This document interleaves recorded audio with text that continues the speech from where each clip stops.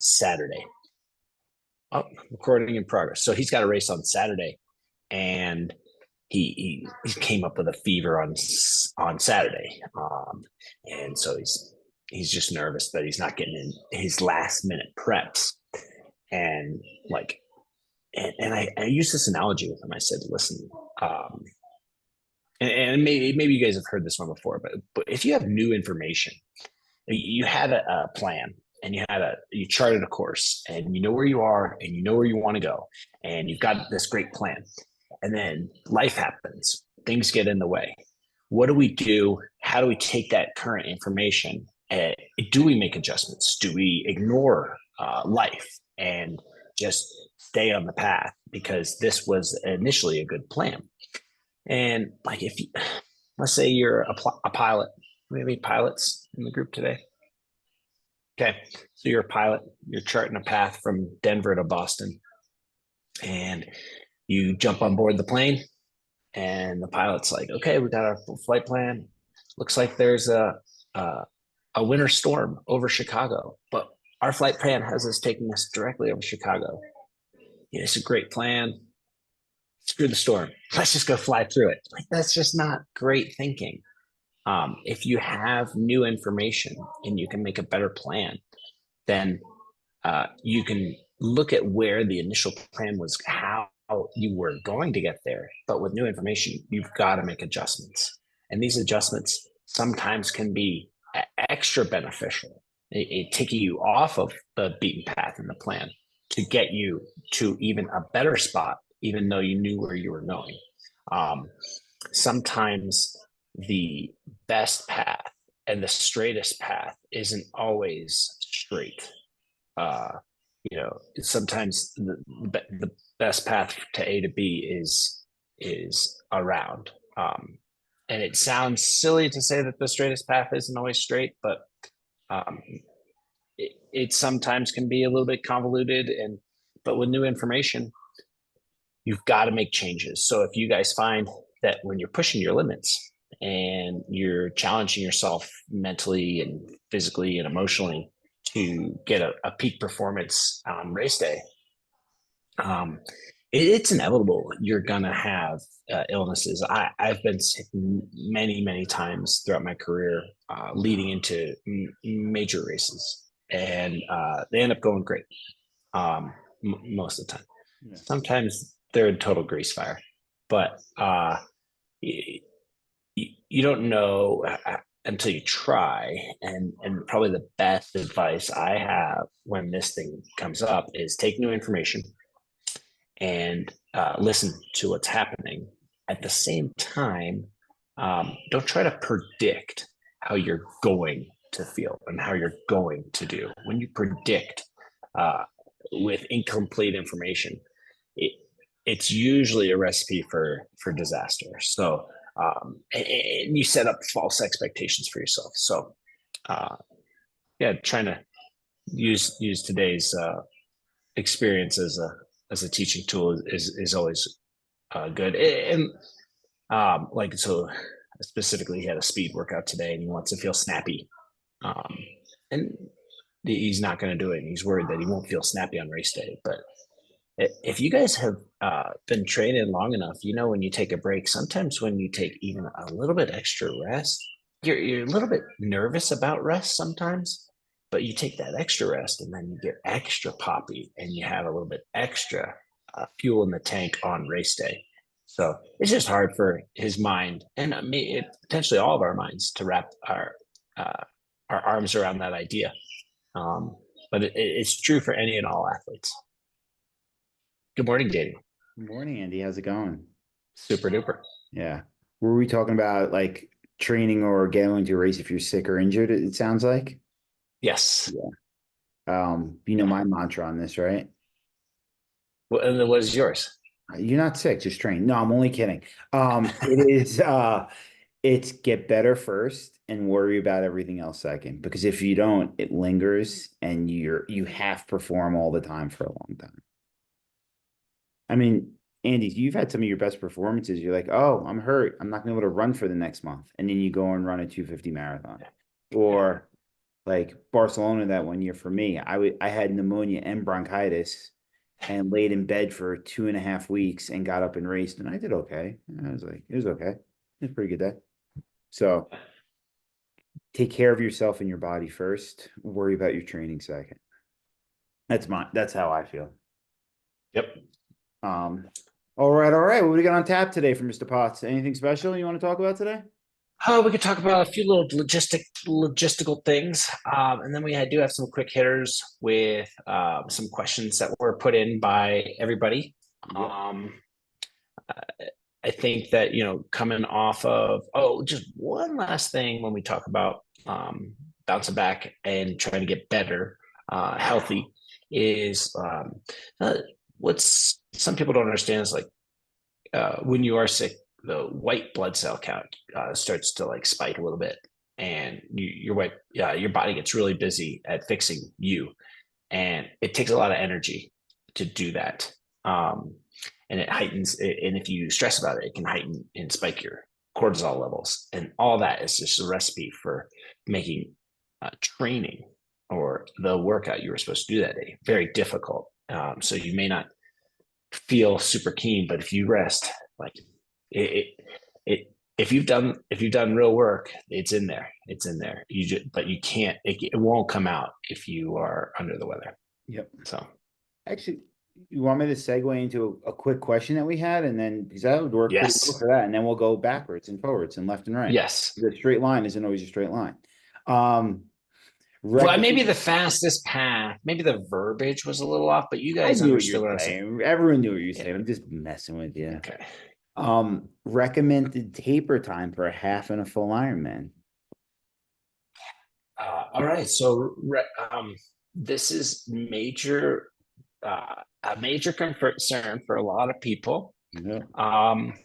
I do have a few maxims that I'd like to drive off of in terms of like these are pretty tried and true. These work a lot in terms of how to work your taper, but you cannot. This is just. I need this to be in like neon bright lights. You can't taper off of no work. If you didn't put in the work, you can't taper because there's nothing to taper from. Yeah. You didn't do anything to begin with. So, And what does that mean? What does real work mean? um, When we real talk work? about taper, because it's the same with periodization. Yeah. Yeah. All right. So I'll give it to you like the probably one of the more clean ways to do this. So whether you guys work in Training Peaks or on a piece of paper, okay, when you evaluate your day, you can, and this is like, what is it? What are ones and zeros? What's that kind of talk in computer talk? Bits and bytes. I don't know. Binary? Binary. Yeah. All right. So, okay. So this is very binary when it comes to did you put in the work? You can give yourself 3 grades on the day. Okay. You can give yourself a minus. You can give yourself a 0, like an empty set, or just kind of a neutral. And you can give yourself a plus. When you look at Training Peaks, they will color grade these efforts, but Training Peaks have a few nuances to it that give you multiple colors, right? So a red isn't necessarily a red, and a yellow could be a green. But when you go straight up binary, minus, 0, and plus. So minus is you did not do the work today. You were less than 60% of the demand or ask on the day. And a 0 is like, oh, I checked the box. I didn't really color it in. I didn't maximize the day, but I did the work. It was just there. I was there. I was present. I checked the box. And then a plus is I filled in the box. I filled it in and I did a great job. Yay me. I want a pat on the back. I want a gold star on my forehead. Okay. That's a plus. Now, how do you use that information? And then you do this daily and by the workout. And then if you have 80% or more pluses over a month long, you will your chances of reaching your goals are strong. If you are less than 80% of pluses, your goals, the possibility of you reaching your goals are not strong. And that's it. I really tried to like boil this down to a simple method, like really easy to digest. And however you track your workouts, like, did you like do just a little bit more than and what's 80%? So you got to have either a plus or a zero 80% of the time. But if it has to be overwhelmingly pluses, um, it can't just be a whole bunch of zeros or checks. So 80% or more on plus level. You can throw out the minuses. That's okay, as long as they're few and far between. And if you have some zeros in there, that's okay too. But the overwhelming majority needs to be pluses, and you're going to reach your goals. Once you can get to that level of like executing the day and executing the week and executing the month, then you have a real foundation from which to taper from. When we talk about taper for a 70.3 or an Ironman, what we're really trying to do is something really simple. A simple way to look at it is like we basically have or work at 50% in terms of the volume, allow the body to recover from the volume, but you do keep some intensity in there to allow you to touch and feel the intensity. But you really do try to drop the volume, hold some intensity, but intensity at 50% of the volume, not 50% of the intensity. And for 70.3s, depending on the athlete and the program that was developed, I would rest anywhere between 3 to 6 days. I know it does. You want more, and when you look at and read about and hear from professional athletes who are like, "Oh, I tapered for a month." They're usually doing a shorter distance.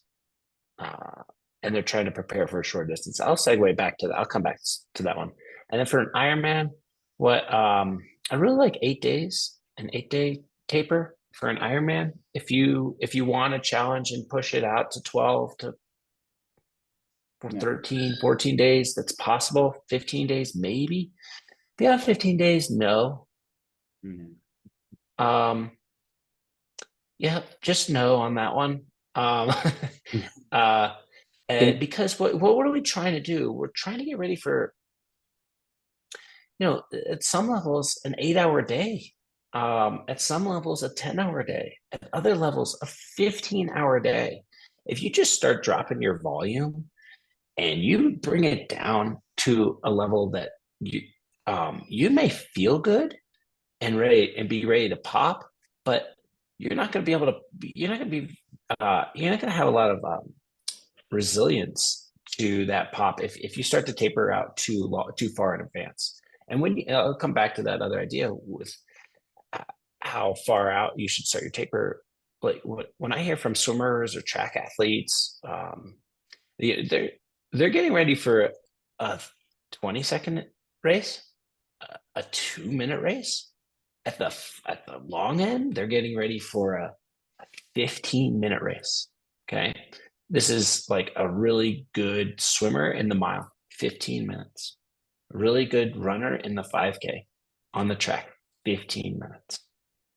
Maybe a lot quicker. But they need real rest because they're asking a little bit. It's just a little different system that we're working with. We're working a lot more aerobically, and they are tapping into a lot of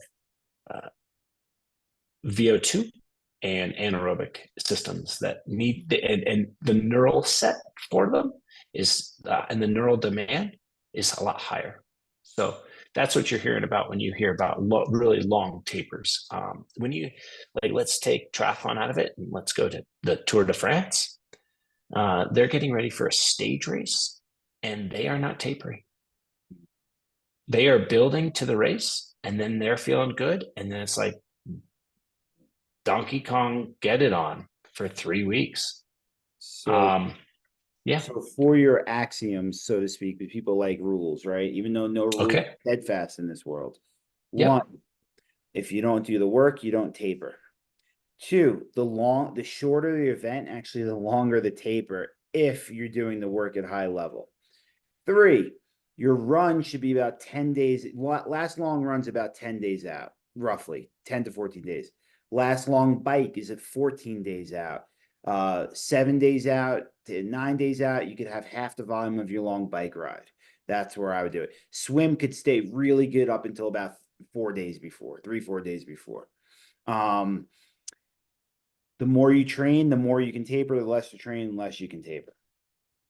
Does that sum it up pretty well? What do you think? Love it. Good? Does that work? Yeah. Makes sense? Yeah. Any And if you questions? guys want to start to use that binary code of like, do you just like, I've played a lot of mental games with myself throughout the years, and a little on the mean side. You guys don't need to go this mean to yourself, but like I would say, I'd be in the middle of a ride, and I'd be like, okay, you don't deserve a meal afterwards if you don't push. Yeah. You don't deserve XYZ if you don't do ABC. And I would go so far to be like, you don't deserve this if you don't put out, right? And where was I going with it? Besides like just being masochistic, where was I going with this? Um, Taper time. I, do you deserve a taper if you didn't work hard? You can be as nice or as mean to yourself as you want to be. Um, but if you're asking me, you get a taper when you work really hard All and right. you color in all the boxes. All right. Here's the corollary to that. Sorry to be mean. I don't I'm mean to be I'm gonna be mean. nice to you on this. Okay, cool. It doesn't mean you go into a race tired and sore Correct. and fatigued. You see so many people the week of the race just grinding and like I'll call it like gym muscles for taper time. I'm here. It's the week. I remember back to my soccer days where we'd have preseason and like a week before preseason, people would get after it, but they didn't do anything all year. And you're like, dude, this is 1 week's not going to help you. It's the same thing for this. Be smart. So the last thing about taper is there's two types of tapers, which Andy touched on. There's a Love volume it. taper and there's an intensity taper. Both work. I find that you always need to keep intensity in, even though some people don't. I find it really helps. Most people benefit from a volume taper. An volume taper leaving intensity in, just because the amount of work you're doing. And at the end of the day, neither one works all the time, and no length of taper works all the time because you're different every time you show up to a race or to training. But you can play with those things for yourself. Am I going to reduce volume of time, reduce intensity, mix and match the two a little bit? Yeah. So I think we beat the taper to death unless No, anyone. no, I got one more. I got one more. Okay. No, this is true.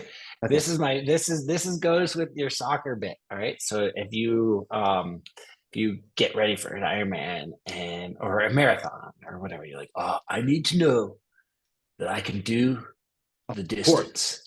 Yeah, I gotta do this. I got to race. I got to do a marathon 4 days out. So I know on the day I can run a marathon. That's more one of my more favorite ones. Yeah, yeah. Let's not do that one. No, no. Okay. More favorite to make fun of. Yeah. That's what I mean by that. Yeah. Um, 14 days out. Yeah, sure. We're talking over distance, but different story. yeah. So, um, yeah, when you see people right before the race, they're out there hammering. Sometimes it's a touch, and you don't really know what's going on with them, and they need to touch some intensity or touch some speed a couple days out. That's great. That's fine. Some people actually really respond really well to like just a little touch of intensity the day before the race. So they're like, "Oh, wake up, let's go. We're here. I'm on site, and I need to actually feel the intensity." So. All right. So we got a bunch of questions, a bunch to talk about. So the rest of the questions we're going to do a lot quicker. Okay. Yep. Cool. But do you want to talk infinite first, or you want to talk questions? What would you prefer? Um, I want to kind of, there was one question that we had a little earlier that asked about days off, and this is close to the taper question, so I'll tackle this one. Yeah, Okay. Yeah. Perfect. yeah, I really like days off. I think days off are good for so many reasons. There was a really famous runner who was a fantastic runner, and he took a day off, and his career and longevity and his current health is excellent. Um, he had a really long career, ended up breaking a couple masters, world records. Masters in running is over 40. So he was a professional runner. His name is Bernard Lagat, if you would like to look him up. And Bernard is now the current head coach at the University of Arizona. But he was a great runner. He ended up he was the first person to double, winning the 1500 and the 5000 meters at the World Championships in 2007. And he always took a day off, 1 day a week. He was a great runner. I've always taken a day off once a week. I really like the reset. I think it does take time to get used to, but you talk about adaptations and how your body can grow from under stress. You do need time to recover from a stressful event, whether that be daily or weekly. And if you are always under the thumb of training and pressure of doing something, then it's really hard to get uh, exponential growth. You'll get growth if you train all the time, but I feel pretty strongly about this. I'm not steadfast in it, and I'm not. It doesn't have to be weekly. And oftentimes we get tied to a 7 day week. You can have a 10-day week. You can have a 17-day block. 17 seems to be a good number. 10 seems to be a good number. But if you look at those 10-day blocks and those 17-day blocks, what's the common denominator is they do have recovery time and after. So if you're working on a 7-day block, it's a 6-day week and 1 day of rest. If you're working on a 17-day block, check out this ratio. This ratio, it goes 17 and 4 versus 6 and 1. So there's actually more rest for the 17-day block at the end than there is on the 6 to 1. And when you look at it, like from an empirical state, it makes a lot of sense. But what are they all doing? They're all allowing for adaptation to happen. And could we learn more in the future and look at like, hey, maybe never like, oh, we were close, but not quite there, and we need constant work? Maybe. I have I'll go ahead and play the total opposite card here and say, you guys all remember in 2008, a man by the name of Michael Phelps went to Beijing and won 8 gold medals. Never been done before. Michael didn't take a day off for 4 years before that meet. Like, that's crazy. But he did something that humanity has never seen before. So is that where we need to be? I don't know. But based off of, and he was swimming, not trying to juggle an impact sport like running.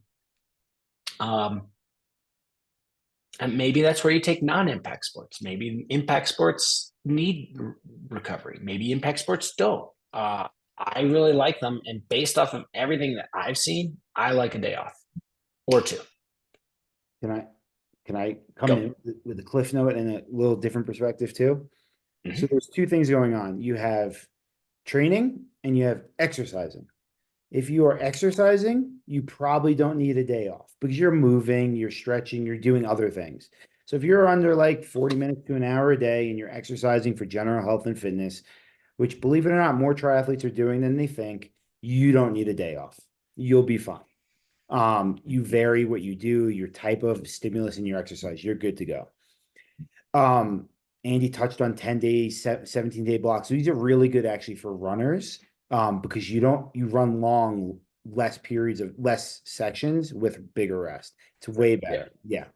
But when everyone asks this question, what I go to is the mental side of things. So on one hand, after 6 really hard days, you need a mental break, whether that's to catch up with life, your family, whatever else. And it's really good to take a break for that so you can reset and go. The flip side, it's hard to get started again. And a lot of people, what they always say, and this is why this question comes up, is I really like I just torpedo myself on my day off. And that's, for lack of a better term, that's a you problem. That's not a training problem. So like you need to create better habits for yourself, whether it's like, doing some sort of, I don't know, taking stock in the morning of what you want to do, meal planning or prepping, spending time with your family, like have a routine in your life. Just like every routine when you're training, have a routine in your life. And that way you're not going to torpedo yourself. You can't just like 6 days a week have a routine, have a plan, have everything. And on day 7, light your hand fire and run around like this. It's not going to work. You might need to veg out a little too, but most of the people here and listening are not those type of people. So have a plan for that too, day 2. It means you could do other things. You could stretch and go outside. So there's my soapbox spots. There we go. Love it. All right. You know what? Let's run through these questions quick and then we go on infinite because we're running really Yeah. long. All Yeah. right. I'll take the first one. Team kits update. I have no idea. I tried to ask Sparrow, they didn't get back to me. But if you take the day the team kit store closed, which I think was like January 9th, I want to say, or 8th, I think, and go forward 8 weeks, that's about the time you should have your kit. Once I have that information, I'll send it out. I asked them 3 times. Blah, blah, blah. Ice baths. This one could ravel on for a while, and you know it, Andy. We're going to keep it nice. Seems like Okay. ice baths are all the rage now. Are there benefits turning into a popsicle? How often? Post workout, first thing in the mornings. What do you think? You want to go first, or would you like me to? Because you're going to give the scientific answer. I'm going to give my answer. Okay. I'll go first. Yeah. All right, here we go. So ice baths. Um, Lots of new information is coming out. What we're finding is they're actually better pre-workout and for a lot shorter duration than you might think. Um, and it has to be submersive. A shower is kind of like exciting, but it doesn't do the trick. It actually has to be, you have to be submerse yourself in the water. Okay. And I like what I've seen is we do it by rounds. You kind of go 2 minutes in, 1 minute out, 3 times. And you do this on big days when you want to be, you need to excite yourself. Um, in terms of recovery, we're finding that heat does a better job of recovery than ice. Ice reduces inflammation and shrinks the capillary beds and reduces blood flow. Heat increases blood flow. And what you really want for recovery is more blood flow to bring better oxygenation throughout the body. If you really want to get like dig deep in it, you can do ice baths in the morning and a sauna at night. And that is probably your best bet for high performance. Yep. Nailed it. You want me to give my other little spiel on this too, which has no Yes. scientific background at all or Mhm. medical background at all. Um, Instead of an ice bath, if you don't have one, like Andy said, ice showers do nothing for you, right? In terms of what ice baths are intended to do from a health perspective. But if you come out, you've trained for 4 hours, 3 hours, 6 hours, your body temperature's raised, everything's raised, and you take a really cold shower. I actually used to kind of waterboard myself. I'd lay down and put a towel over myself and just go as cold as possible for a couple minutes. It does nothing in terms of what an ice bath is intended to do. What it does is it lowers your body temperature quickly, and then your body can recover. Again, no science to that, just my opinion. Otherwise, your body's spending time trying to bring down your body temperature instead of working on recovery. Just an opinion, not a fact. I'm gonna give you a small sidebar on this one, little related. If you live in an area that gets pretty warm in the summertime and you don't have air conditioning, I really like the cloth, like either that's a hand cloth or a washcloth on your chest. It doesn't have to be cold, but just wet. And then you put it on your chest when you sleep, and it will reduce your body temperature quicker, and then you can actually get restful sleep. Yeah. All right. Most people, though, are polluting the earth with their air conditioning, Yeah. including me. Yeah. Water bottle for on your chest for aerodynamics. Yay or nay? Okay. So for women, it's a little different than men. Why? Men, so uh, women are seeing less of a benefit than men because they already have a bigger chest than some men. And okay. Um, so what we're trying to really do with the bottle is fill a void. And what happens is like what you don't want is like turbulent air close to the body that has no place to attach or get rid of. And so if you can release have air attached to your body when you're moving forward, it's a good thing, and it makes you less obstructive when you move into the wind. So if you can fill the cavity between your elbows and, if you can fill this, so, oh, here we go. I disagreed. That was awesome. All right. So if you can fill this Well, if you can what fill are you this, talking about? You got the cavity in front of you, that's good. Okay. To fill this area. And then, oh my heavens. And then the next area is underneath your chest. And that's where the bottle is. And yes, a bottle is faster. I think you can watch some that will debate this and but let's be honest, like if it's working for like 89% of the population, it's probably working for you. There's no real, it's not adding drag to you. It may add to a little bit of like an annoyance, but it's going to be faster. A couple keys to remember are to like you're zipped, right? You want to make sure you zip back up and close it. So all we're trying to do is fill the void. You don't want to fill the void with a parachute. Yeah. Attached to it. On the 1.5 liters is the size of the bottle that you're looking at. The bigger, the better. For some women, actually, the 1 liter is working a little bit better, especially if you're well endowed. If you do have a bigger chest, you'll probably just want to fill the middle. And those with a smaller chest will want to have more filling in the area with a 1.5 liter bottle. I mean, yeah. True or false? Typically on the bike, you want to fill as many of the spaces as possible. It's why like the Diamond has it, or like the cam tail, or like a tail on your helmet. You're trying to fill spaces and give the air a place to go. Cam tail actually has a imaginary place for the air to go because it cuts off, but it creates it as if it's there. The wind sees it, but Yeah, it's exactly. not there. Yep. So typically on the bike, if you can fill a space, it makes it faster. It's also known as an airfoil. Airfoil. There you go.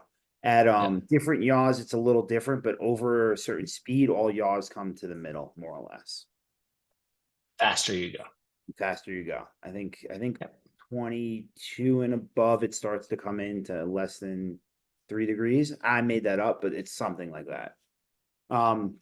Next question for the guy that used to ride gator skins. TPU tires for race day, is it worth it with a higher than average fail rate? Okay, why are they failing? It's usually user error, unfortunately. The TPU tubes. If you don't know what it is, you can easily look it up. We basically have three tubes that we can put into our tire if you aren't riding tubeless.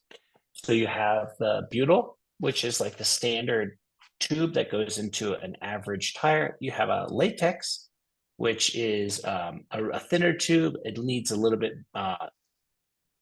more thought to go into installation. And then you have the TPU tubes. TPU tubes structurally are the strongest tubes that are out there. But what's happening is they're having, when they do have a higher fail rate, it's because the installation process isn't filling in the gaps. And then you'll get like small leaks and punctures with it. But it is more puncture resistant and it's lighter than the butyl tube.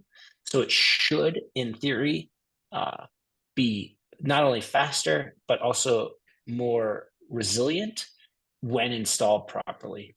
The fastest tube that we have is still a latex tube.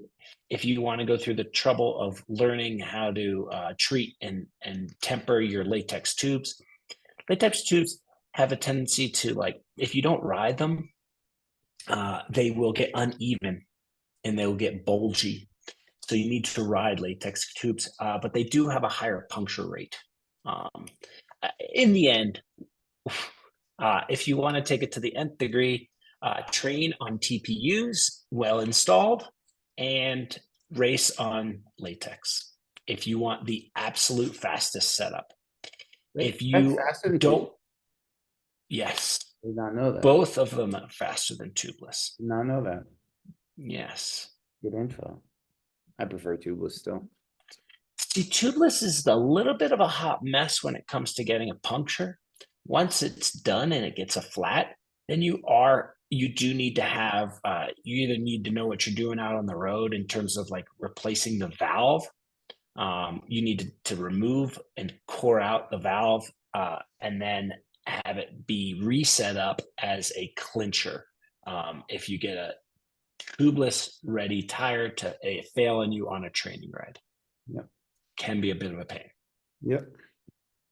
All right, last question. To TPU, yeah, they are more expensive. So if you're going to spend the money for the TPU, watch the YouTubes and watch the YouTube channel. Figure out how to install it. Install it the best way. You know how. All right. Yeah. All right, this one could go on forever, but let's not do that. One more thing on the TPU. I do like the brand Tubolito. It's got a name. I like that. All right, this one could go on for a while, but I think we can nail this pretty quickly based on our recent experience. And I will also send out, we've done a couple of race briefs on this race too, forever. Advice and insight on Ironman 70.3 Galveston. Go. You start. All right, Galveston, you're walking to the swim start. So this is going to be fast. Okay, you're walking to the swim start. I would recommend staying on the path. If you don't stay on the path, you have a higher chance of cutting your feet on either coral or loose rock, which I've done. Not awesome. So just stay on the path, and it is the water is fine. You like jump off a little pier. You're in a channel. It does have a current. This light is low light, so I'd wear clears. The ride is super flat, but it can have either a cross or a tailwind on the way out. If it's a tailwind on the way out, what's it going to be on the way back? Headwind. A headwind, and it can be legit because it's 28 miles out of tail, and you're like, oh my God, I am so good. Daniel's the best coach ever. I can't believe how fast I am. And then like at mile 48, you're like, why am I not done? I should be done. So it really pays to be disciplined with your position on the return in Galveston. So if you want to relax on the way out, that's totally fine. Nobody's counting your pedal strokes. Nobody cares how much watts you push if you're going the same speed. If you're out of aero position and still going the same speed, hang out, right?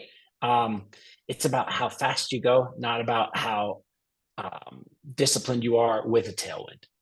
On the way back, when you're pushing into a tailwind or into a headwind, or there's a severe crosswind, it really, really matters how disciplined you are. Can you stay aero? Can you apply pressure to the pedals 360 degrees? And can you continue to fuel and be mentally strong to handle the slower and the not awesome feedback you're getting from how quickly you're going, right? It's all about discipline there, without dumping everything you've got, because you do have a half marathon to run. That That race, marathon is, that race, I don't think we've ever had a tailwind coming home. Have we in that race? It's always head or cross, just the way it works there. So that's what you're prepping for when you, or what you're doing when doing that race. You're yeah, prepping for the way home. late power is really important. Discipline is extremely important. Discipline in your pedal mechanics and in your position. And then on the run, very twisty, turny. Therefore, it requires so whenever you're coming out of a 180-degree turn, it's like you have to relift to the position. So how much momentum and how much energy can you carry through turns? It's super turny. So it's really important when you have like a 180-degree turn and you want to maintain as much momentum as possible, and you don't want to kind of do like a stop and a turnaround. If you take your arm and you drive it towards your opposite shoulder or the other side. So if my left, this is my left arm, it looks right, but you come over here with your arm action. If you're turning left, okay, I'm turning this way, I swing my arm in. If it's a slight turn, you come into the shoulder. If it's a gentle turn, you come into the chin with your hand motion.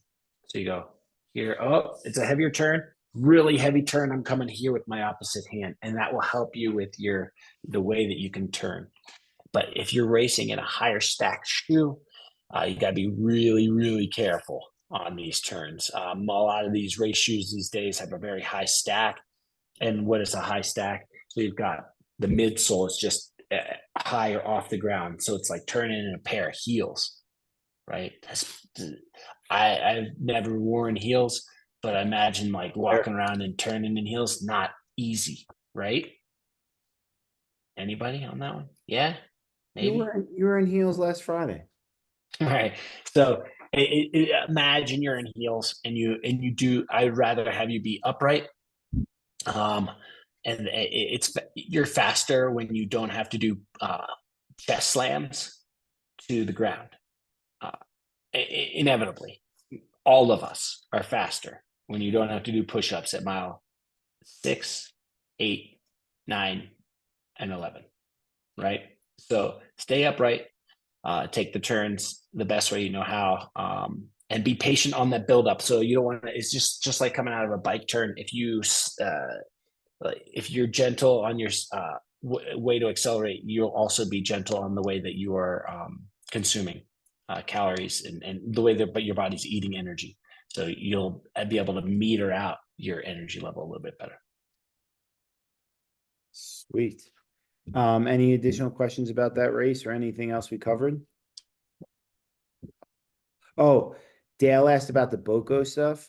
It actually will be here by Friday, and I'll ship it out next week. I had to fill out an extra customs form. It got stuck in customs, and it took me a week or so to grab it. It was coming from overseas. Andy. Oh. Yeah. All right. I thought they were in America. Yeah, they are, but they manufacture overseas. Yeah. Okay.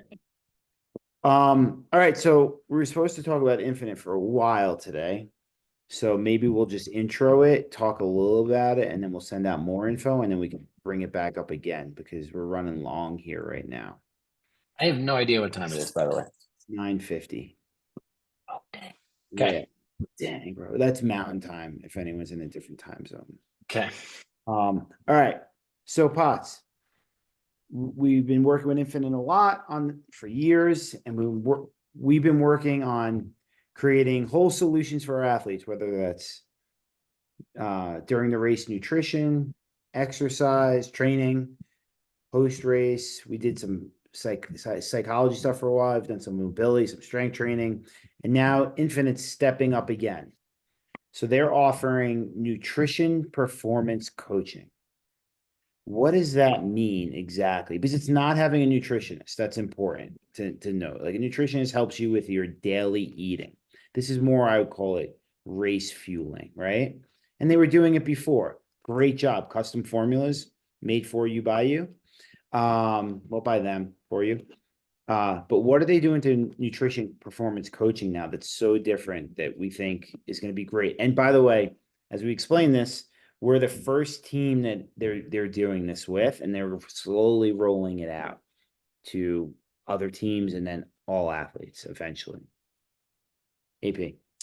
Yeah, so we've got a few different ways to measure how your body is metabolizing the nutrition you're ingesting.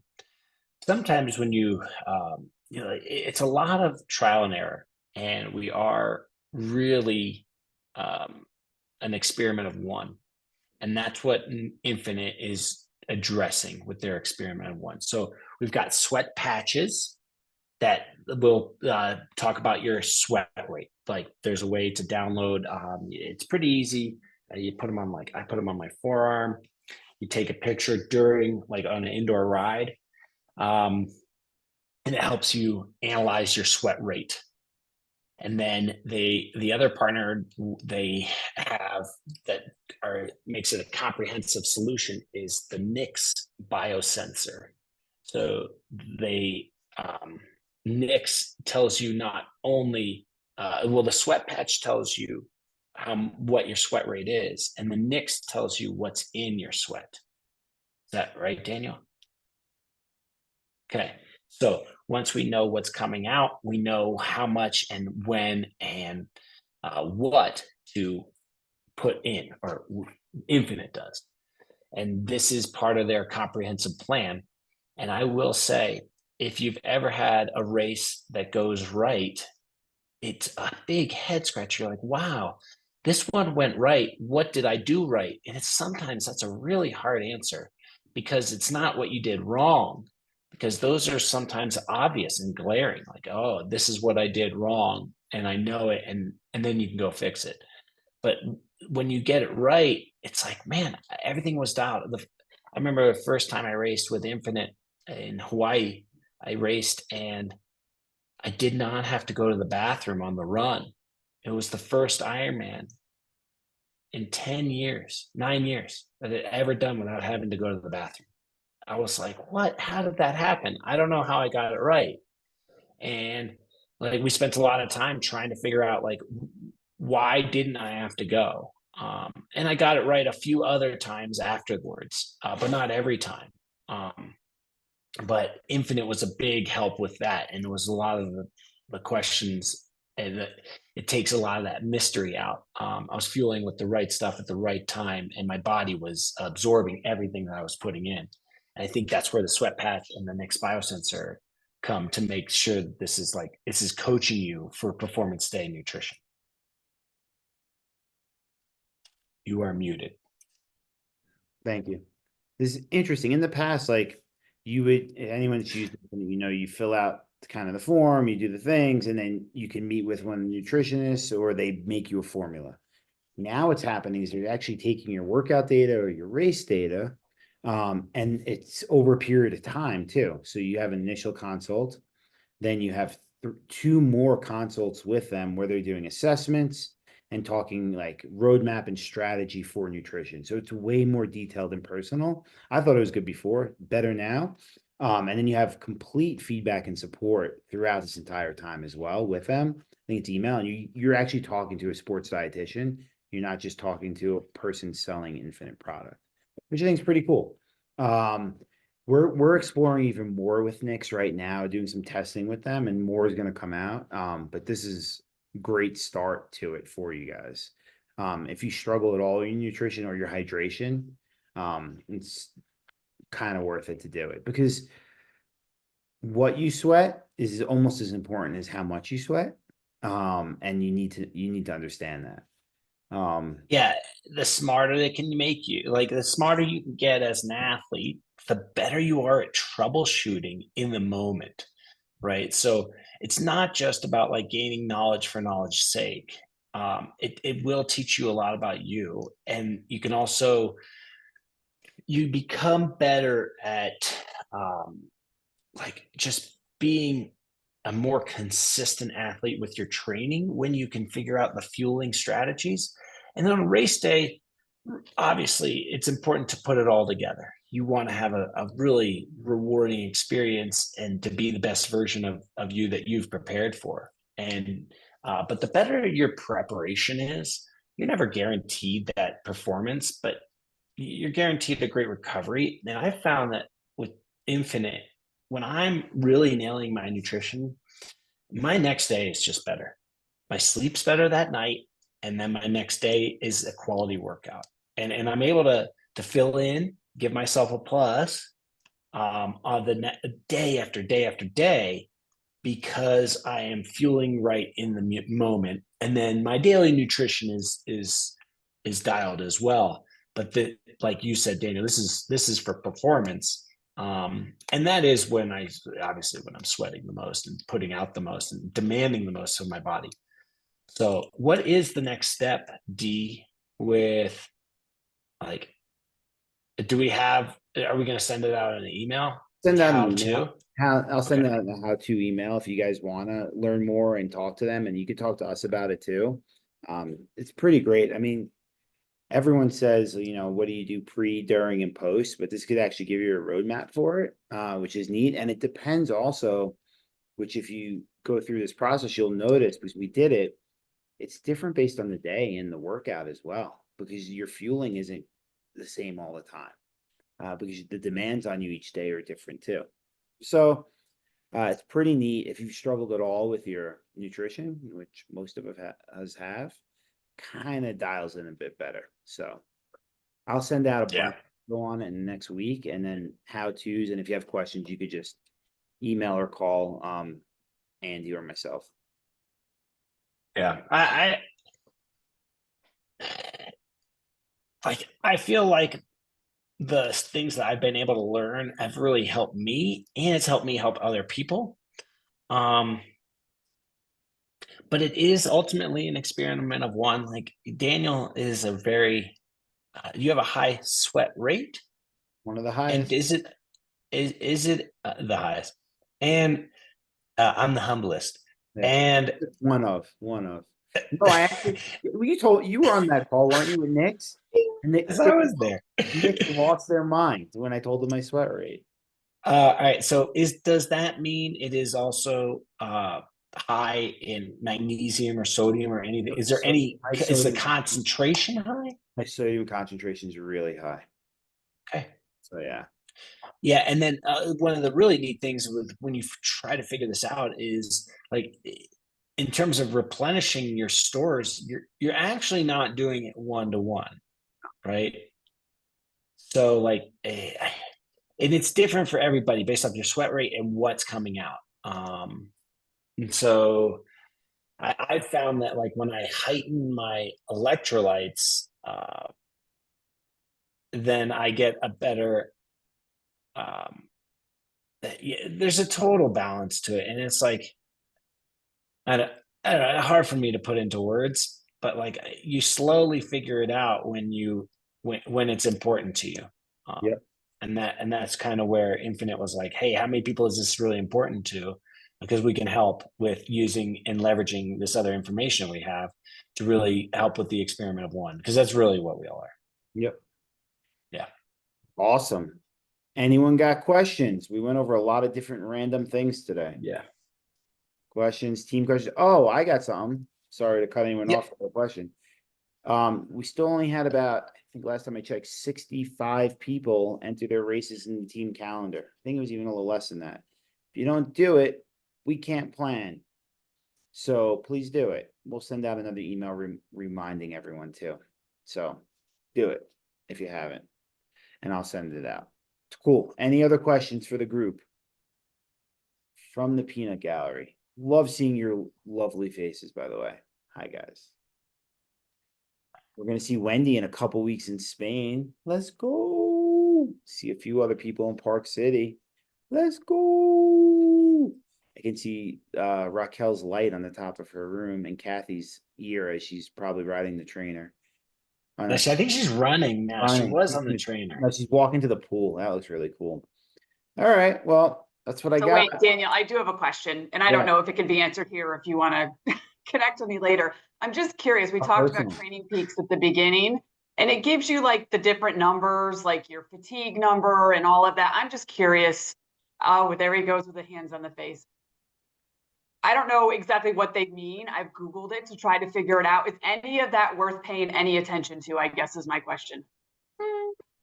So we'll all have varying opinions here. We debate this all the time. Here's what so can I do a little soapbox time? Good information in equals good information out. It's very rare that people collect all of the information that makes it good information. So it's hard. Training Peaks is getting better and better at it, but I wouldn't base my life decisions on it. That's Yeah. that's a very general answer, but that's the way it goes. Good information in is really important on this one. To be honest with you, like I have my FTP set at the factory setting on one of my devices, and I don't really care.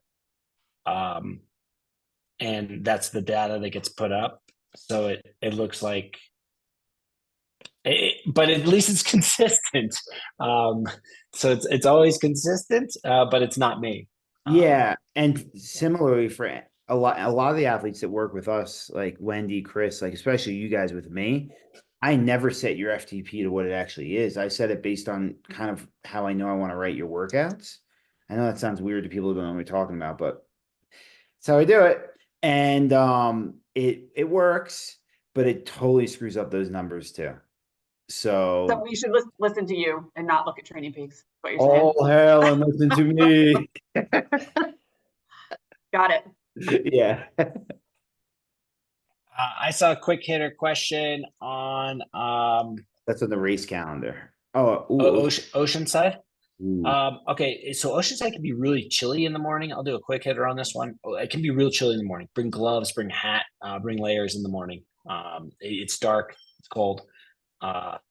Depending on the day, it could warm up and be awesome, and that is likely. But in the unlikely event that you get a marine layer, which is also known as rain, then it's cold all day. And I've raced there, I think 2 years ago, last year, I raced there with a Mylar blanket underneath my suit. It really helped. If you know you get cold, the Mylar, it's just like you cut it to the size of your torso.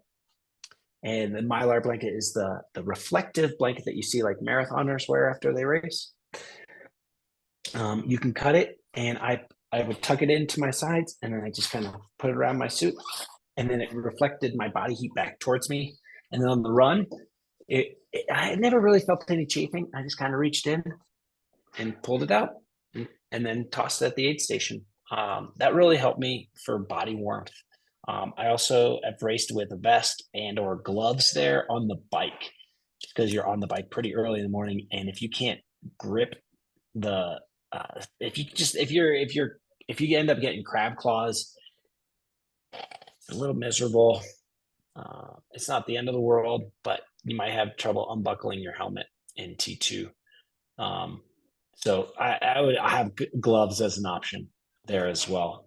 The first 25 miles of the bike ride is about 1% to 2% uphill, knowing that, and then the backside has two or three strong climbs, two strong ones for sure. One was like, hey, does this classify as a climb? Because I feel like I'm climbing. So I'd say three. And then there's always a headwind in the last 8 miles. Once you turn back onto what is it, 76, I think, 78. You turn and you start heading towards the sea again. You will have a headwind, and it pays to be disciplined there. The run's fast, but it's hard. It's concrete, which is the hardest surface we run on. So it'll feel fast on the day, but you may feel a little worse for the wearer after the race because of it. And there are a couple steep climbs. So what you want to do on the steep climbs is you want to maintain your running rhythm as best you can and just go straight arms. So when you're going from the strand, which is against the sand, think strand, sand. So you go strand, which is basically the bike path, and you're running on that. And then when you go from the bike path, the strand up to street level, you have to either go up here or up a street, and it's pretty steep. So I just want you to go pump your arms. Okay, pick your nose, pick your pocket, pick your nose, pick your pocket, and just go arms real fast. And don't worry about your legs. Pick your nose, pick your pocket, keep your hands warm. Mylar vest. Yeah.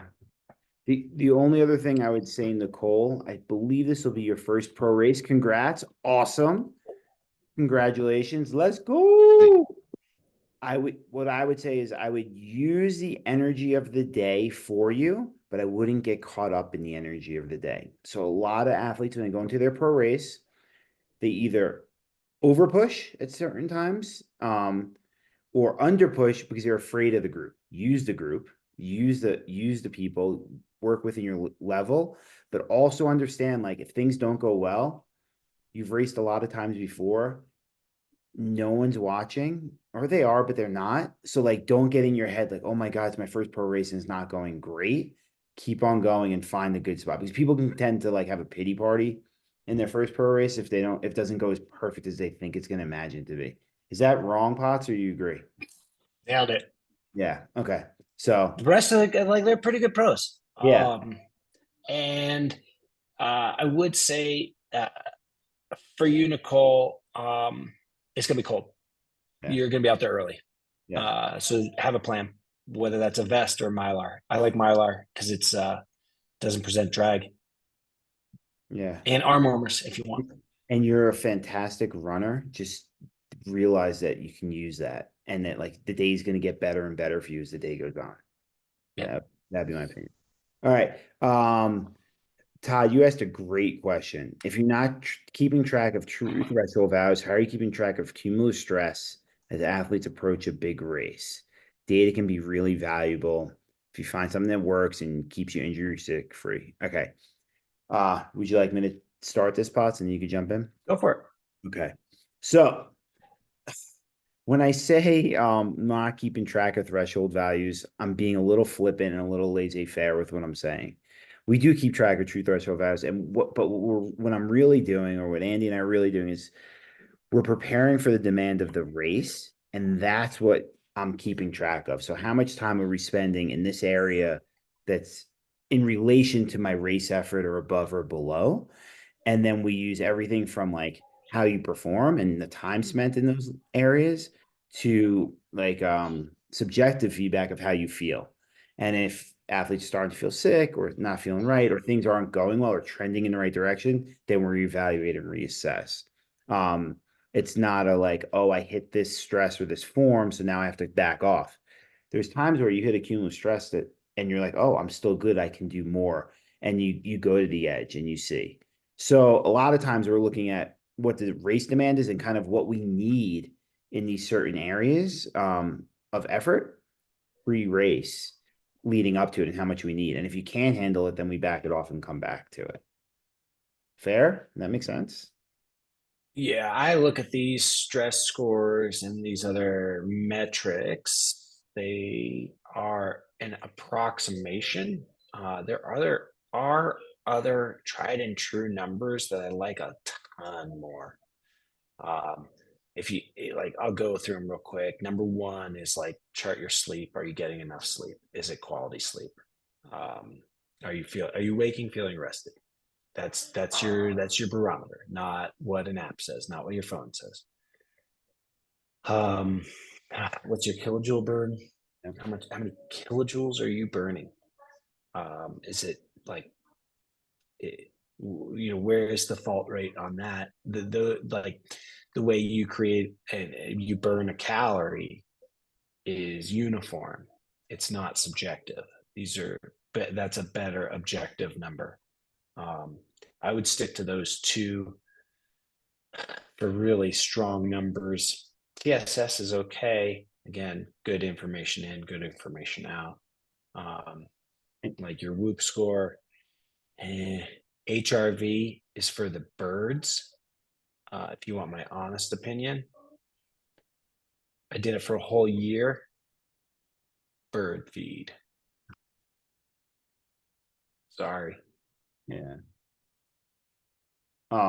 Todd, someone like you keep track of everything and you're really diligent about it. And this is something that drives you. So it could really help you in a lot of ways. But like Todd's pretty good with his really good, info in. really good at it. So his information in is good. Exactly. That's what I'm And he getting. has a lot of experience with it. So I would say he's an outlier in this regard. That's well, it's like the Yeah. same conversation Todd and I and you have had like a million times about normalized power versus average power versus all these other things. Like, Oh, right. Sure. and it comes down to what you have experience in. Like you could probably like Todd, I'm going to speak for you. You could look at your cumulative stress score or your TSS or whatever those numbers are, and you know exactly what it means for you. Um, and then others have not a clue, right? This is I'll give Todd some kudos here. This is where he like if you cover his power meter, he can tell you what he's pushing. Oh yeah, absolutely. Which is a skill, a real skill. And I doubt very many of us have it. Yeah. But yeah. Cool. All right. Those are good questions today. Lots of them. Love it. Let's go. All right. Anything else? All right. Cool. Oh, calendar. Oh yeah, Chris. Um, give us what you got. If there's a date there, throw it in there. If it's like I don't know, like I don't know, Grandma Jolene's 5K with a pie eating contest, you don't have to put that in. You know what I mean? Yeah. Oh, huge happy birthday. Did I do this already? Happy birthday to Tanya from our team, and congrats her, Patricia, Diane, and Brittany, and a few others. They all met at Tanya's ranch in Texas, and they ran A backyard ultra. 3.9 miles for 39 miles in a row. Amazing. We'll post some pictures. I think Tanya did already too. Super cool. That was this weekend. We all wish we could have been there. Yeah, a little jealous. Happy birthday. Congratulations, ladies. Super fun. Very cool. Sweet. All right, guys. Well, that's what I got. Andy, that's what you got. Okay. That's it. Thank you, guys. Hit us up on the things if you have questions. We're around. And we're going to follow up with an email on the Infinite Yeah. for how to get involved. And people are starting racing, so good luck. Let's get after it. Let's support each other. And let's go. Toes. Twos.